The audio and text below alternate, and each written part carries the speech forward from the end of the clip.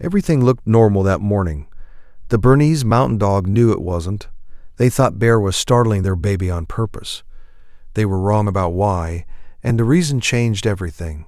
Bear was a 4-year-old Bernese Mountain Dog, 112 pounds of tricolored patience that had been in their house since before the pregnancy.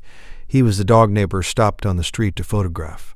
He was the dog that had never in 4 years done anything that required correction beyond occasionally stealing a sock from the laundry basket. He lay in the sun and let children at the park climb on him. The vet used the word remarkable on 3 separate occasions. Remarkable temperament, remarkable tolerance.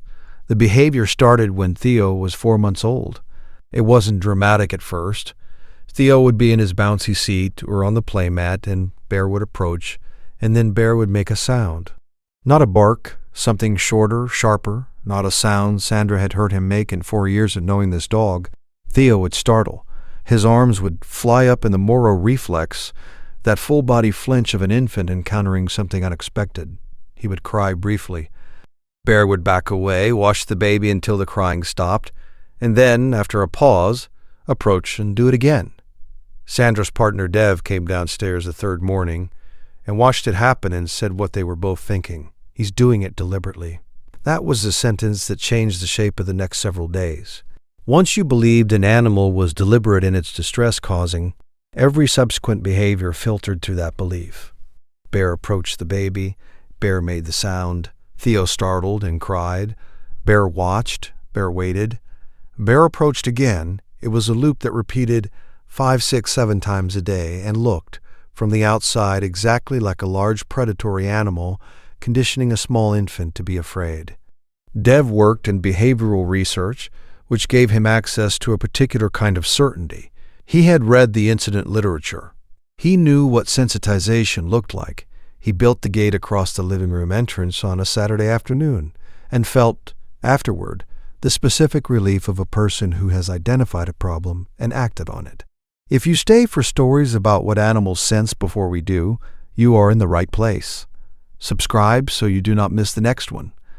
The gate went up on a Saturday. By Sunday evening, Bear had stopped eating his dinner. He stood at the gate and watched Theo's bouncy seat across the room with a focus that Sandra found, despite everything, difficult to look away from. Monday, he laid down at the gate and put his nose between the bars and inhaled. Tuesday, he stopped sleeping in their room for the first time in 4 years. They found him at the gate each morning, already there, as if he had been there all night. The trainer arrived Wednesday afternoon.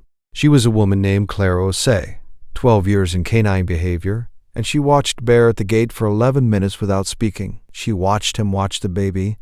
She watched the way his body was positioned, not forward-leaning, not hackled, not the posture of a dog poised to act against something, sitting, upright, the posture of attention. She asked Dev a question that stopped him. When exactly does he make the sound? Is it before Theo cries or in response to it? Dev thought about it. Before. She asked if Theo had been checked recently. That question didn't make sense to Dev in the moment. He answered it by describing the 4-month checkup 6 weeks prior. Claire didn't say anything for a moment. Then she suggested, carefully, that they might want to have Theo looked at before they made a decision about the gate. Has your dog ever done something that made no sense until it was the only thing that made sense? Tell us in the comments. The pediatrician's name was Dr. Yusuf Adebanjo. He had been in practice for 22 years. He examined Theo that Thursday, ordered a cardiac monitoring referral based on what he heard, and by Friday afternoon they had a preliminary reading from Dr. Amar Diallo at the pediatric cardiology unit that identified what she carefully called a finding requiring monitoring, a subtle arrhythmia, infrequent, not yet requiring intervention, but present and worth knowing about. She asked what had prompted the referral. Dev explained what the trainer had said, what Bear had been doing, the sound before Theo's startle, the vigil at the gate. Dr. Diallo was quiet for a long moment. Then she said something that Dev wrote down and kept. There is a body of research suggesting that dogs can detect cardiac rhythm irregularities through behavioral cues in the human subject before those irregularities are otherwise apparent. What you are describing is consistent with that literature. She paused. He was trying to tell you something was different in the baby's sounds before the sound started. Bear had been hearing something in Theo's brief vocalizations that changed when the arrhythmia fired. Something below human perception, but not below his. The sharp sound was not a provocation. It was a call. He was trying to make Theo respond so he could hear the response and assess what was happening in the small body that he had positioned himself as guardian of since the day they brought it home. Every guardian deserves to be recognized, even the ones who never asked for anything in return. If stories like this matter to you, subscribe so you never miss the next one. Dev took the gate down that Friday afternoon. Bear walked through it without ceremony and lay down beside Theo's bouncy seat and exhaled once, and was still. Theo looked down at him from the seat with the round-faced gravity that 4-month-olds sometimes produce, as if they are calculating something they do not have the language for yet.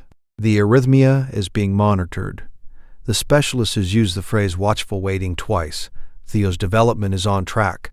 The follow-up cardiac appointment is in 6 weeks. Bear sleeps beside the bouncy seat every evening. When Theo makes any sound, Bear lifts his head and holds it there, ears forward, reading the air between them with the same focused certainty he has had since the beginning. Dev still thinks about the word deliberate. How certain he was, how completely he was right and wrong at the same time. The next story coming to this channel involves a Labrador who refused to let a toddler eat, and what the family found when they finally understood what he was protecting her from.